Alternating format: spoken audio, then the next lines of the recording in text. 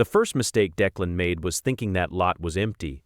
He'd walked past it maybe a dozen times before he actually stopped. It was behind a chain-link fence off a service road on the east side of Kansas City, the kind of block where 2 or 3 businesses have already died, and the building that replaced them is already looking tired.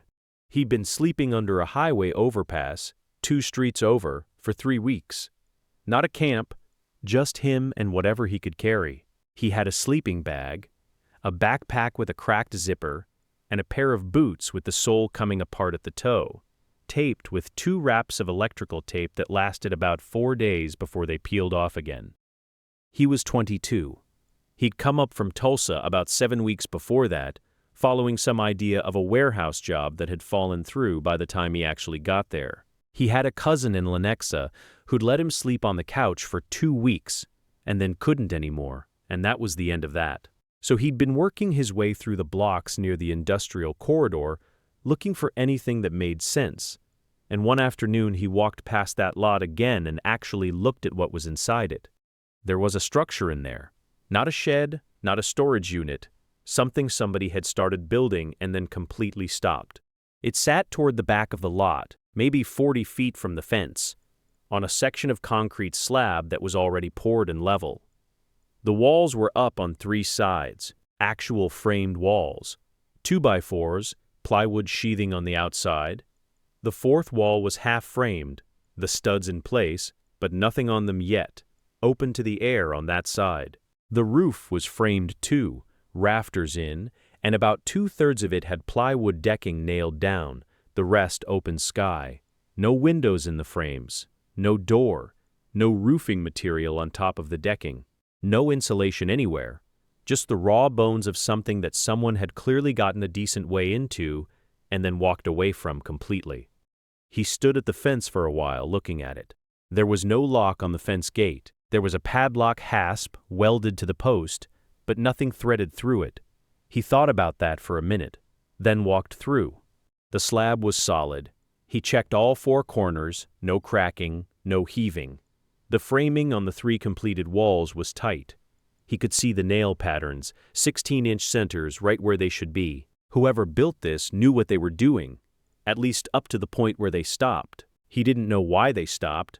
He looked for signs of something catastrophic, rotted wood, bad posts, anything that explained an abandoned project, and didn't find it.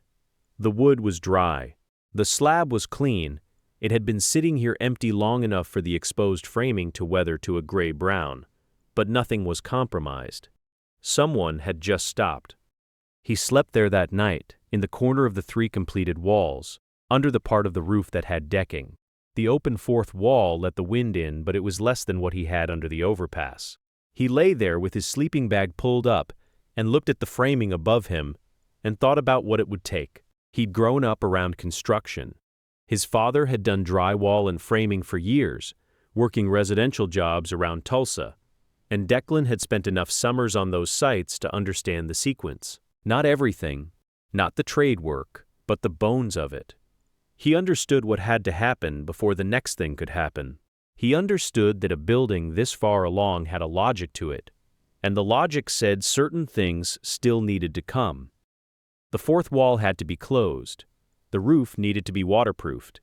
Everything else, insulation, the windows, a door, mattered. But those 2 things mattered first because without them, nothing else lasted. That was the math he did lying there that night, not the romantic version of it, not the version where it all comes together in some clean arc. He thought about what it would actually take, how far his money went, what he could do himself, and what he absolutely couldn't, and where the gaps were. The gaps were real. He had $43 and some change. He had no vehicle. He had no tools except a pair of pliers and a folding knife. And the access problem, the biggest one people don't talk about when they tell this kind of story, was that every option that made sense on paper assumed you had a place to put things, a place to store materials, a truck to move them, an address to get things delivered to, a phone with a working number and enough battery to actually use. He had none of those, and each one he was missing made the next step harder than it would be for someone who started with all of them. But he didn't pack up and leave either. He spent the next 2 days just watching the lot, figuring out who came by. A city truck drove past on the service road without turning in. Nobody else came near it.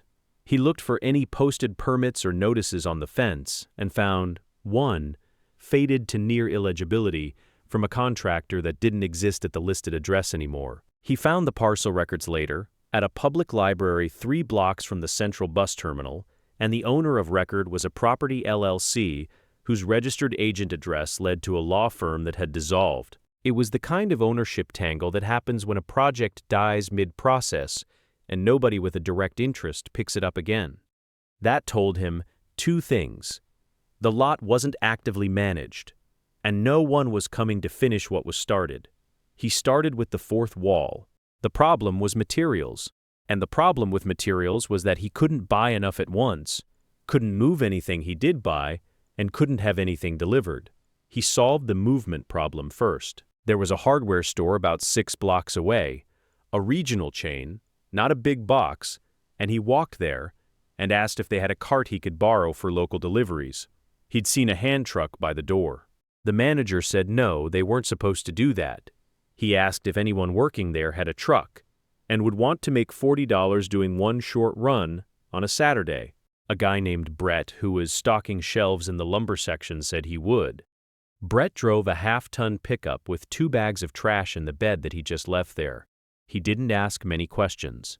On that first run, Declan bought 2 sheets of OSB, a box of framing nails, a roll of house wrap, a staple gun, and a tube of construction adhesive, and he had $6 left. Brett dropped it at the fence and helped him carry it to the slab without much comment. That was the first closed exchange Declan had with another person in 3 weeks that didn't involve asking for something and being told no. He framed the rest of the 4th wall himself. He'd found 2 full 2x4s someone had left leaning against the inside of one of the completed walls, leftover stock from whoever had been building. And those were enough to finish the top plate and 1 intermediate stud. He nailed the OSB over the exterior, pulled the house wrap tight across all 4 walls, and stapled it and sealed the overlaps with the construction adhesive because he didn't have proper tape. The wall wasn't pretty. The OSB seam on the 4th side didn't land on a stud the way it should have, and there was a gap at the top corner that he stuffed with a rolled piece of a plastic bag until he could do better.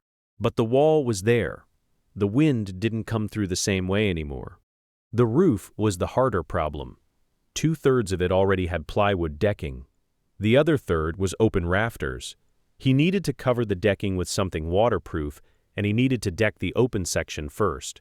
The decking he handled in pieces over the next 4 days, making 2 more runs with Brett, who was becoming something like a reliable irregular. 8-foot sections of OSB moved in on the hand truck, lifted up and nailed.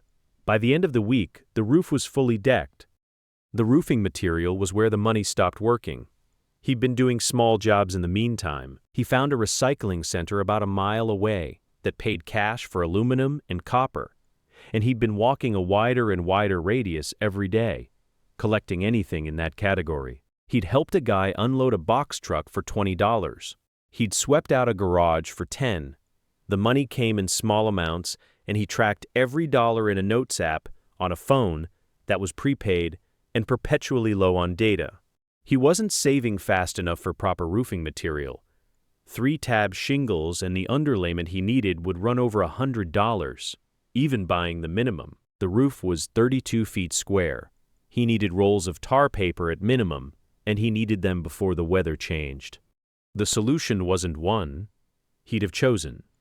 He'd been walking a stretch of blocks where a strip mall was being torn down, and the dumpsters out front had debris in them, but off to the side of the site, separated from the dumpsters, was a pile of salvaged materials the demo crew had set aside before any of the rough interior work started. Sitting in that pile was a partial roll of roofing felt and 7 bundled shingles, already opened, not enough for a full job, which was why they'd been left. He asked the site foreman if that material was going to the dumpster, and the foreman said he could have it. He made 2 trips on the hand truck. It wasn't enough to cover the full roof. It covered about half. He used it on the back slope, the side that would catch the worst of a rain blowing in from the west, where the wall behind it was the most complete. The front slope he covered with 2 overlapping tarps, pulling them tight over the ridge and fastening them with strips of scrap wood nailed down across the tarp edge.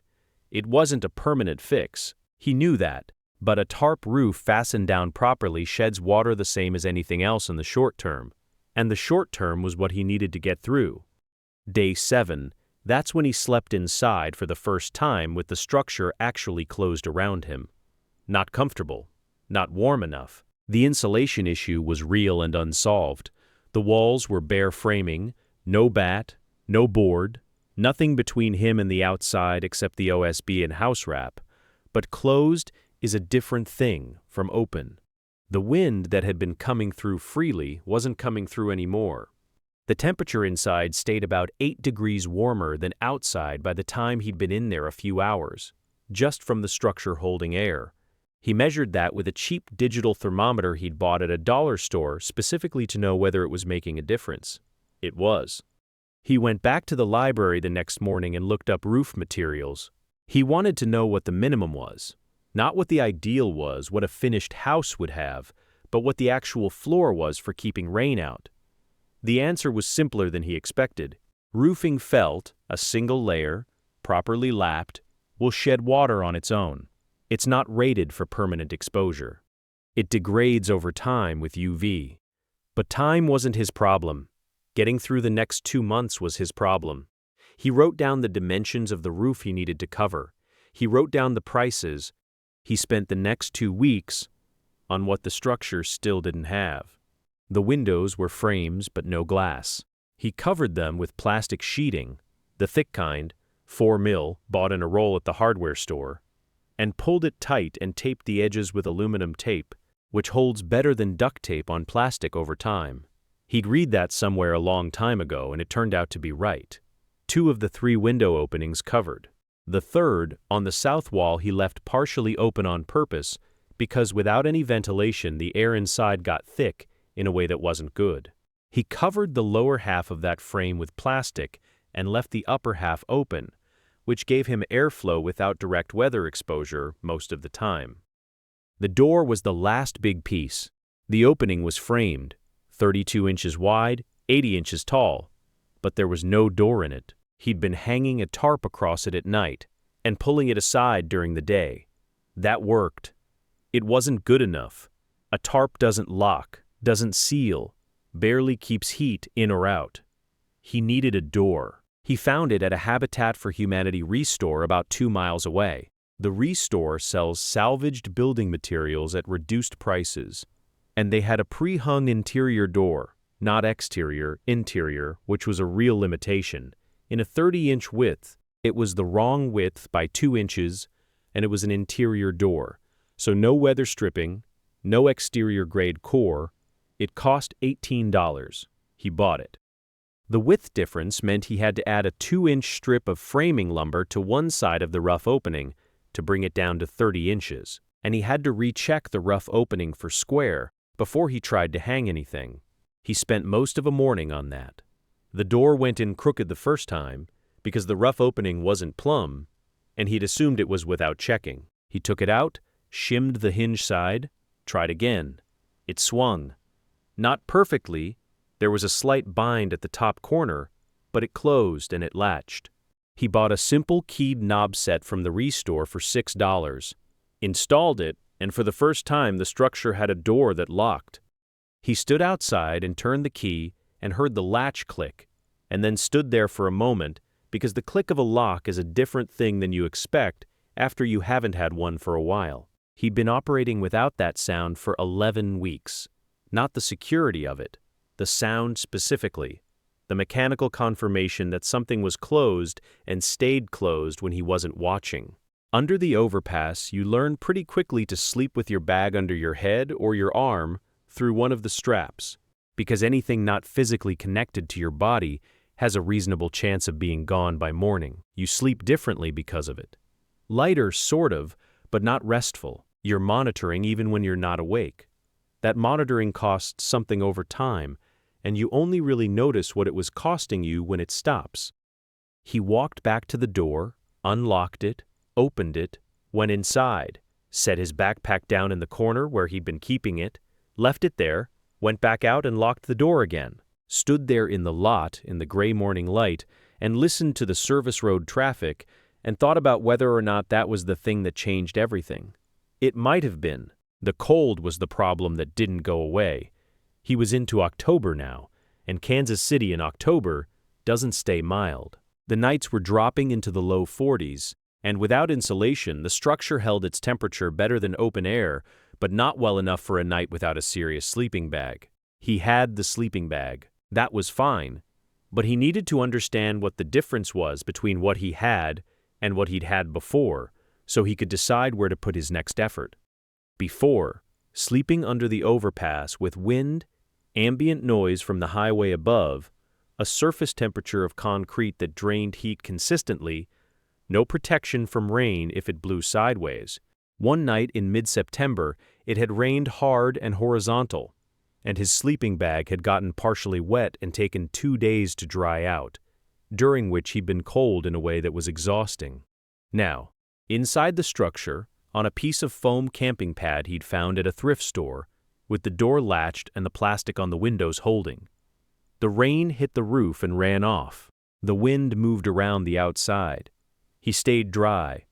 The temperature wasn't comfortable, but it was manageable. With the sleeping bag and manageable was already not the same situation he'd been in. The daily shape of it settled into something that felt almost like a pattern. He woke up when the light changed, usually around 6:30. He had a small camp stove he'd bought used from a sporting goods thrift shop for $4. It ran on the small butane canisters, which were expensive per unit, but he only needed one every 10 days or so the way he used it. He heated water in a metal cup. He had instant coffee and oatmeal. He ate, packed what he needed for the day, locked the door, and went out. Most mornings he walked the salvage circuit first. The strip of blocks between the industrial corridor and the highway interchange, where demotion work happened intermittently, and where the bins and piles of construction debris turned over on a schedule he'd learned to track. He wasn't looking for anything dramatic. He was looking for OSB cutoffs, foam board scraps, hardware that could be reused, anything that cost him nothing and had a use. Some days he found nothing. Some days he came back with enough to actually make a difference. He started working on insulation in pieces, the same way he'd done everything else. The restore had rigid foam board, seconds and cutoffs priced by the bundle. He bought small amounts at a time and stuffed them between the studs where the measurements worked. Full-size rigid foam cuts with a utility knife which he'd added to his kit by then, and he worked section by section, wall by wall, cutting pieces that fit between the framing and pressing them into place. He didn't tape the seams, which mattered because untaped rigid foam between studs is better than nothing but leaks around the edges. He knew that. He did it anyway because the choice wasn't between taped rigid foam and untaped rigid foam. The choice was between untaped rigid foam and bare OSB, and untaped foam wins that comparison. The roof he couldn't insulate, not yet. Too high, no interior ceiling layer to hold anything in place. And the tarp situation on the front slope meant any rigid foam up there would just be exposed to weather. He let it go. The walls mattered more anyway, more surface area, more contact with where he was actually sitting and sleeping. He also had to figure out where he stood with the property itself. He wasn't paying anything to be there. He hadn't asked anyone. The LLC that owned the parcel hadn't been active in any traceable way in years, and the fence had no posted notice about trespass, only the faded contractor permit that was already meaningless. He knew that didn't make him untouchable. A city inspector could walk through on a complaint. A police officer could respond to anything a passerby reported. The actual property owner could surface at any time. He knew all of that. He weighed it against sleeping under the overpass, where he'd been asked to move 3 times in 3 weeks by patrol units making their rounds. The overpass was technically public property, and he had technically no more right to be there, but officers came through there regularly because it was visible, and he was expected to move along. The lot, by contrast, was behind a fence on private property that had no owner actively paying attention to it. Nobody came. In 3 weeks of sleeping there, he hadn't seen a single person enter the lot. He kept it clean, didn't leave debris, didn't make a fire, didn't do anything that created visible evidence from the service road that someone was living inside. The structure already looked abandoned from outside.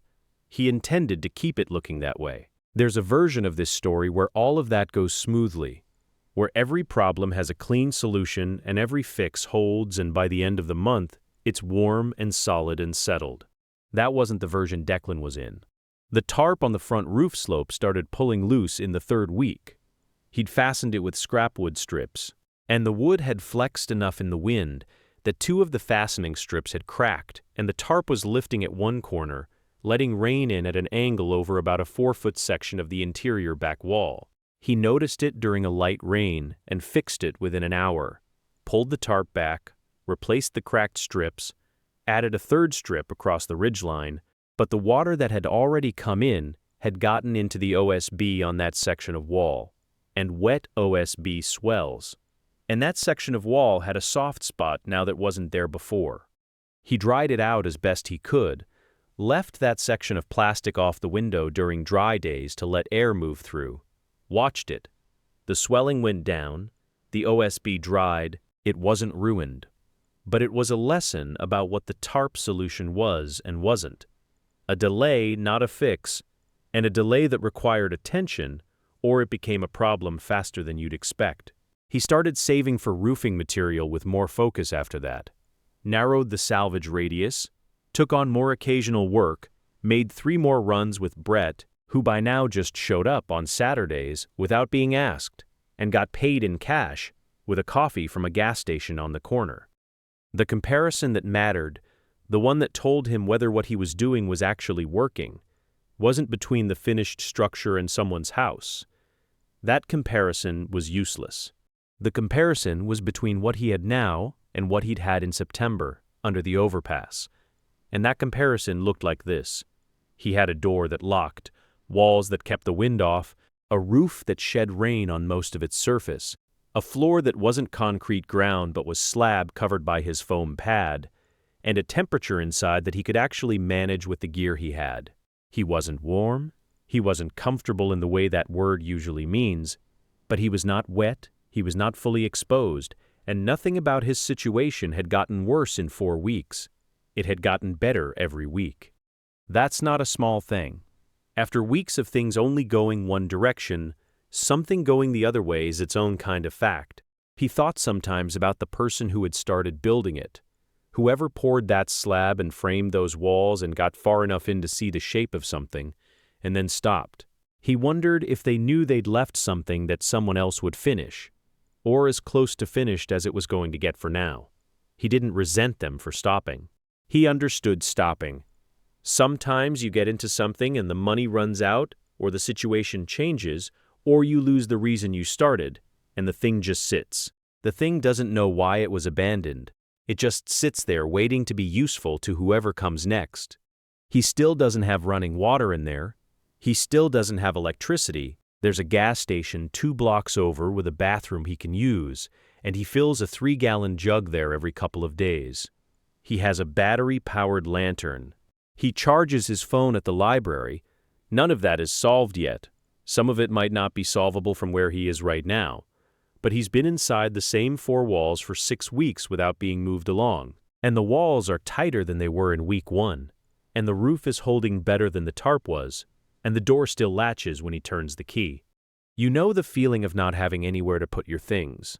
Not temporarily, not while you're between places, but actually, where even the objects you own are a problem, because you can't leave them anywhere without them being gone when you come back, where you have to carry everything or lose it, where the weight of your bag is a direct measure of every decision you've made about what you can and can't afford to let go. That's what changed first. Before the temperature, before the weather, before any of it. He had a place to put things down. The sleeping bag stays there now. The backpack stays there. The lantern, the thermometer, the utility knife, the staple gun, they stay. He walks out in the morning without everything on his back, and comes back in the evening and it's all still there. The next thing to fix is the roof. He's priced out the underlayment and shingles now, It's more than he can do in a week, but less than he thought at the start. Brett said he might know someone at a roofing company who has partial bundles they can't use after a job.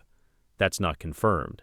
It might not come through, but if it does, the tarp comes down before November, and the front slope gets done right, and that changes the whole calculation on the soft spot in the wall and how long the OSB there actually lasts. He's not done. He wants to be honest about that. There's still a lot of the structure that's provisional, things that are good enough for now and not good enough for long. But provisional and done right are not the same thing, and he knows the difference, and he knows which one he's sitting in. For right now, that knowledge is worth something, worth enough to work from. The roof is next.